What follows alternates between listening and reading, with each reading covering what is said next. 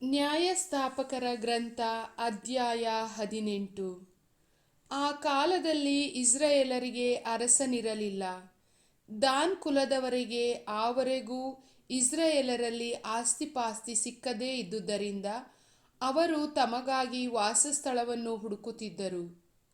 ಚೋರ್ಗಾ, ಎಷ್ಟವೋಲ್ ಎಂಬ ಊರುಗಳಿಂದ ತಮ್ಮ ಕುಲದಲ್ಲಿ 5 ಮಂದಿ ಪರಾಕ್ರಮಶಾಲಿಗಳಾದ ಗೂಢಚಾರರನ್ನು ಆರಿಸಿ ಅವರಿಗೆ, ನೀವು ಹೋಗಿ ದೇಶವನ್ನು ಸಂಚರಿಸಿ ನೋಡಿ ಬನ್ನಿ ಎಂದು ಆಜ್ಞಾಪಿಸಿ ಕಳುಹಿಸಿದರು. ಇವರು ಪ್ರಯಾಣ ಮಾಡುತ್ತಾ ಎಫ್ರಾಯಿಮ್ ಬೆಟ್ಟದ ಸೀಮೆಯಲ್ಲಿ ಇದ್ದ ಮೀಕನ ಮನೆಗೆ ಬಂದು ಇಳಿದುಕೊಂಡರು.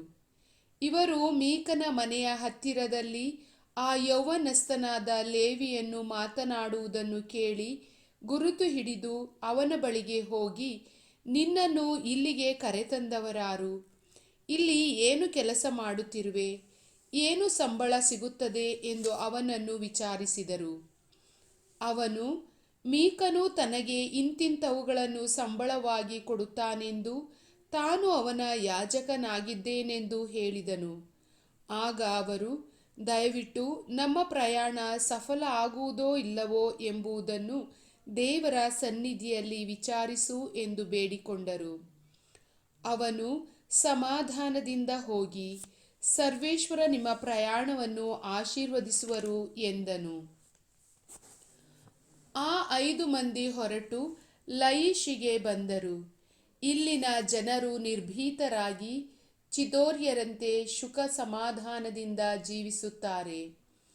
ಇವರನ್ನು ಅಡಗಿಸುವ ಅಧಿಕಾರಿಗಳು ದೇಶದಲ್ಲಿಲ್ಲ. ಇವರು ಚಿದೋನ್ಯರಿಗೆ ದೂರವಾಗಿದ್ದು ಯಾರೊಡನೆಯೂ ಬಳಕೆಯಲ್ಲಿಲ್ಲದವರು ಎಂಬುದನ್ನು ತಿಳಿದುಕೊಂಡು ಹಿಂದಿರುಗಿ ಚೋರ್ಗಾ, ಎಷ್ಟವೋಲ್ ಎಂಬ ಊರುಗಳಲ್ಲಿ ಇರುವ ತಮ್ಮ ಬಂಧುಗಳ ಬಳಿಗೆ ಬಂದರು. ಆ ಬಂಧುಗಳು, ನೀವು ಯಾವ ವರ್ತಮಾನ ತಂದಿದ್ದೀರಿ ಎಂದು ಅವರನ್ನು ಕೇಳಲು ಅವರು, ಏಳಿ ಅವರಿಗೆ ವಿರುದ್ಧ ಯುದ್ಧಕ್ಕೆ ಹೋಗೋಣ. ನಾವು ಆ ದೇಶವನ್ನು ನೋಡಿದೆವು, ಅದು ಬಹು ಉತ್ತಮ ದೇಶ. ನೀವು ಸುಮ್ಮನೆ ಕುಳಿತುಕೊಳ್ಳುವುದೇಕೆ? ತಡ ಮಾಡದೆ ಹೊರಡಿ, ಆ ದೇಶವನ್ನು ನಮ್ಮದಾಗಿಸಿಕೊಳ್ಳೋಣ. ನೀವು ಅಲ್ಲಿಗೆ ಹೋಗುವುದಾದರೆ ಅಲ್ಲಿನ ಜನರು ನಿರ್ಭಯದಿಂದ ಜೀವಿಸುವವರೆಂದೂ ಅವರ ದೇಶ ಬಹು ವಿಸ್ತಾರವಾಗಿದೆಯೆಂದೂ ತಿಳಿದುಕೊಳ್ಳುವಿರಿ. ದೇವರು ಅದನ್ನು ನಿಮ್ಮ ಕೈಗೆ ಒಪ್ಪಿಸಿದ್ದಾರೆ. ಅದರಲ್ಲಿ ದೊರಕದಿರುವ ಪದಾರ್ಥಗಳು ಲೋಕದಲ್ಲೇ ಇಲ್ಲ ಎಂದರು. ಆಗ ಚೋರ್ಗಾ, ಎಷ್ಟವೋಲ್ ಊರುಗಳಿಂದ 600 ಮಂದಿ ದಾನ್ ಕುಲದವರು ಯುದ್ಧ ಸನ್ನದ್ಧರಾಗಿ ಹೊರಟರು. ಗುಡ್ಡ ಹತ್ತಿ ಯಹೂದದ ಕಿರ್ಯತ್ಯಾರೀಮಿನ ಬಳಿಯಲ್ಲಿ ಇಳಿದುಕೊಂಡರು. ಆದುದರಿಂದ ಆ ಸ್ಥಳಕ್ಕೆ ಇಂದಿನವರೆಗೂ ದಾನ್ಯರ ಪಾಳೆಯ ಎಂಬ ಹೆಸರಿದೆ. ಅದು ಕಿರ್ಯತ್ಯಾರೀಮಿನ ಪಶ್ಚಿಮದಲ್ಲಿದೆ. ಅವರು ಅಲ್ಲಿಂದ ಮುಂದಕ್ಕೆ ಪ್ರಯಾಣ ಮಾಡಿ ಎಫ್ರಾಯಿಮ್ ಪರ್ವತ ಪ್ರದೇಶದಲ್ಲಿದ್ದ ಮೀಕನ ಮನೆಯ ಹತ್ತಿರಕ್ಕೆ ಬಂದರು. ಲಯಿಷ್ ದೇಶವನ್ನು ಸಂಚರಿಸಿ ನೋಡುವುದಕ್ಕೆ ಹೋಗಿದ್ದ 5 ಮಂದಿ ತಮ್ಮ ಬಂಧುಗಳಿಗೆ, ಈ ಗ್ರಾಮದಲ್ಲಿ ಒಂದು ಎಫೋದ್, ದೇವತಾ ಪ್ರತಿಮೆಗಳು, ಕೆತ್ತನೆಯ ಮತ್ತು ಎರಕದ ವಿಗ್ರಹಗಳು ಇರುತ್ತವೆ ಎಂಬುದು ನಿಮಗೆ ಗೊತ್ತುಂಟೆ? ಈ ವಿಷಯದಲ್ಲಿ ಏನು ಮಾಡಬೇಕೆಂಬುದನ್ನು ಆಲೋಚಿಸಿರಿ ಎಂದು ಹೇಳಿ ಅಲ್ಲಿಂದ ಮೀಕನ ಮನೆಯಲ್ಲಿದ್ದ ಆ ಯೌವನಸ್ಥನಾದ ಲೇವಿಯನ ಬಳಿಗೆ ಬಂದರು. ಅವನ ಯೋಗಕ್ಷೇಮವನ್ನು ವಿಚಾರಿಸತೊಡಗಿದರು. ಇಷ್ಟರಲ್ಲಿ ಯುದ್ಧ ಸನ್ನದ್ಧರಾದ 600 ಮಂದಿ ದಾನ್ಯರು ಬಂದು ಬಾಗಿಲಲ್ಲಿ ನಿಂತರು. ಯಾಜಕನು ಬಂದು ಇವರೊಡನೆ ಬಾಗಿಲಲ್ಲಿ ನಿಂತಿದ್ದಾಗ ಆ 5 ಮಂದಿ ಮನೆಯನ್ನು ಹೊಕ್ಕು ಕೆತ್ತನೆಯ ಮತ್ತು ಎರಕದ ವಿಗ್ರಹಗಳನ್ನು, ಎಫೋದನ್ನು, ದೇವತಾ ಪ್ರತಿಮೆಗಳನ್ನು ತೆಗೆದುಕೊಂಡರು. ಅವುಗಳನ್ನು ಅವರು ಮೀಕನ ಮನೆಯನ್ನು ಹೊಕ್ಕು ತೆಗೆದುಕೊಂಡು ಬರುವಾಗ ಯಾಜಕನು ಕಂಡು ಅವರಿಗೆ, ನೀವು ಮಾಡಿದ್ದೇನು ಎಂದನು. ಅವರು ಅವನಿಗೆ, ಬಾಯಿ ಮುಚ್ಚಿ ಸುಮ್ಮನಿರಿ. ನಮ್ಮ ಜೊತೆಯಲ್ಲಿ ಬಂದು ನಮಗೆ ತಂದೆಯೂ ಯಾಜಕನೂ ಆಗಿರು. ಒಂದೇ ಒಂದು ಮನೆಗೆ ಯಾಜಕನಾಗಿರುವುದು ಉತ್ತಮವೋ, ಅಥವಾ ಇಸ್ರಾಯೇಲರ ಒಂದು ಕುಲಕ್ಕೋ ಗೋತ್ರಕ್ಕೋ ಯಾಜಕನಾಗಿರುವುದು ಉತ್ತಮವೋ ಎಂದರು. ಯಾಜಕನು ಈ ಮಾತನ್ನು ಕೇಳಿ ಸಂತೋಷಪಟ್ಟು ಯಫೋದನ್ನು, ದೇವತಾ ಪ್ರತಿಮೆಗಳನ್ನು, ಕೆತ್ತನೆಯ ವಿಗ್ರಹಗಳನ್ನು ತೆಗೆದುಕೊಂಡು ಅವರೊಡನೆ ಬಂದನು.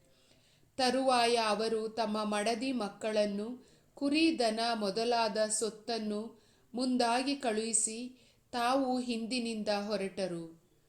ಅವರು ಮೀಕನ ಮನೆಗೆ ದೂರವಾದ ಮೇಲೆ ಮೀಕನು ಅವನ ನೆರೆಹೊರೆಯವರೆಲ್ಲರೂ ದಾನರನ್ನು ಹಿಂದಟ್ಟಿದರು. ಅವರ ಸಮೀಪಕ್ಕೆ ಹೋಗಿ ಅವರನ್ನು ಕೂಗಿದರು. ದಾನ್ಯರು ಹಿಂದಿರುಗಿ ನೋಡಿ ಮೀಕನಿಗೆ, ನಿನಗೇನಾಯಿತು? ಗುಂಪು ಕೂಡಿಸಿಕೊಂಡು ಬಂದದ್ದೇಕೆ ಎಂದು ಕೇಳಿದರು. ಅವನು, ನೀವು ಯಾಜಕನನ್ನು, ನಾನು ಮಾಡಿಸಿಕೊಂಡ ದೇವರುಗಳನ್ನು ಅಪಹರಿಸಿಕೊಂಡಿದ್ದೀರಿ. ನನಗೆ ಇನ್ನೇನಿದೆ? ಹೀಗಿರಲಾಗಿ ನಿನಗೇನಾಯಿತೆಂದು ನೀವೇ ನನ್ನನ್ನು ಕೇಳುವುದು ಹೇಗೆ ಎಂದನು. ದಾನ್ಯರು ಅವನಿಗೆ, ನಮ್ಮಲ್ಲಿ ಕೆಲವರು ಸಿಟ್ಟಿನವರು. ಅವರು ನಿಮ್ಮ ಮೇಲೆ ಬಿದ್ದರೆ ನೀನು ನಿನ್ನ ಮನೆಯವರು ಪ್ರಾಣನಷ್ಟ ಪಡೆಯುವಿರಿ. ಆದುದರಿಂದ ಬಾಯಿ ಮುಚ್ಚಿಕೊಂಡು ಹೋಗಿ ಎಂದು ಹೇಳಿ ಮುಂದೆ ನಡೆದರು. ಅವರು ತನಗಿದ್ದ ಬಲಿಷ್ಠರೆಂದು ಮೀಕನು ತಿಳಿದು ಹಿಂತಿರುಗಿ ಮನೆಗೆ ಹೋದನು. ದಾನ್ಯರು ಮೀಕನು ಮಾಡಿಸಿದ್ದ ವಿಗ್ರಹಗಳನ್ನು, ಅವನ ಯಾಜಕನನ್ನು ಅಪಹರಿಸಿಕೊಂಡು ಲಯಿಷಿಗೆ ಹೋಗಿ ಅಲ್ಲಿ ಸುಖದಿಂದಲೂ ನಿರ್ಭಯದಿಂದಲೂ ವಾಸವಾಗಿದ್ದ ಅಲ್ಲಿನ ಜನರ ಮೇಲೆ ಬಿದ್ದು ಅವರನ್ನು ಕತ್ತಿಯಿಂದ ಸಂಹರಿಸಿ ಅವರ ಪಟ್ಟಣವನ್ನು ಸುಟ್ಟುಬಿಟ್ಟರು. ಆ ಪಟ್ಟಣ ಚಿದೋನಿಗೆ ದೂರವಾಗಿದ್ದರಿಂದಲೂ ಸಮೀಪದಲ್ಲಿ ಪರಿಚಯಸ್ಥರಾರೂ ಇಲ್ಲದಿದ್ದರಿಂದಲೂ ಅವರಿಗೆ ಸಹಾಯ ದೊರಕಲಿಲ್ಲ. ಬೇತ್ ರೆಹೋಬಿನ ತಗ್ಗಿನಲ್ಲಿದ್ದ ಈ ಪಟ್ಟಣವನ್ನು ದಾನ್ಯರು ತಿರುಗಿ ಕಟ್ಟಿಸಿ ಅದರಲ್ಲಿ ವಾಸಿಸಿದರು.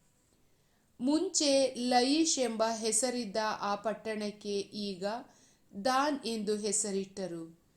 ದಾನ್ ಎಂಬುದು ಇವರ ಮೂಲಪುರುಷನೂ ಇಸ್ರಾಯೇಲನ ಮಗನೂ ಆದವನ ಹೆಸರು. ಇದಲ್ಲದೆ ದಾನ್ಯರು ಆ ವಿಗ್ರಹವನ್ನು ತಮ್ಮ ಪಟ್ಟಣದಲ್ಲಿಟ್ಟರು. ಇಸ್ರಾಯೇಲರು ಸೆರೆಗೆ ಹೋಗುವವರೆಗೆ ಮೋಶೆಯ ಮೊಮ್ಮಗನೂ ಗೆರ್ಷೋಮನ ಮಗನೂ ಆದ ಯೆಹೋನಾಥಾನನೂ ಅವನ ವಂಶದವರು ದಾನ್ಯರಿಗೆ ಯಾಜಕರಾಗಿದ್ದರು. ಶಿಲೋಮಿನಲ್ಲಿ ದೇವಸ್ಥಾನವಿದ್ದ ಕಾಲದಲ್ಲೆಲ್ಲ ದಾನ್ಯರಲ್ಲಿ ಮೀಕನು ಮಾಡಿಸಿದ ವಿಗ್ರಹವಿತ್ತು. ಪ್ರಭುವಿನ ವಾಕ್ಯ.